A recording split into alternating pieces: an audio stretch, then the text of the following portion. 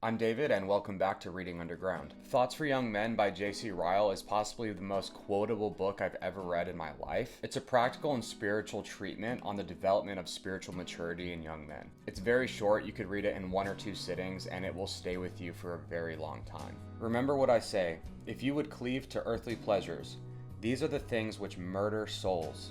There is no surer way to get a seared conscience and a hard, impenitent heart than to give way to the desires of the flesh and the mind.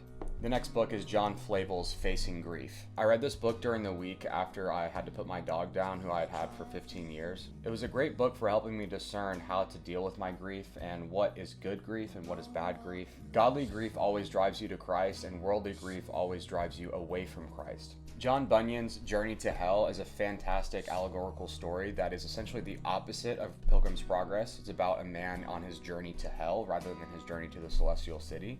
One of the things I remember most from this is when Mr. Badman comes home one night. He's staying with these people who are very benevolent to let him live with them, and he had been drunk. In the morning, the man who was letting him stay there had him take his horse to the lake to drink. He goes, the horse drinks, he takes the horse back. The man says, go and take the horse into the water again and have him drink again. So he does it, and the horse won't drink. So he goes back to the man and he says, the horse won't drink. And the man responds by saying, see, even beasts know when to stop drinking, but you don't. You're worse than a beast. I don't think I'll ever forget that picture, and it's a great reminder of just how sin dehumanizes us. Green Pastures by Ryan Davidson is a book on the ordinary means of grace. The ordinary means of grace refer to the ordinary ways by which God sanctifies his people. This book walks through the ministry of the Word, the sacraments of baptism and the Lord's Supper, and prayer, with a chapter dedicated to each. It's a really short book, but it's really worth your time, and it'll help you value the ordinary means of grace more and help you desire to take part in them more every day.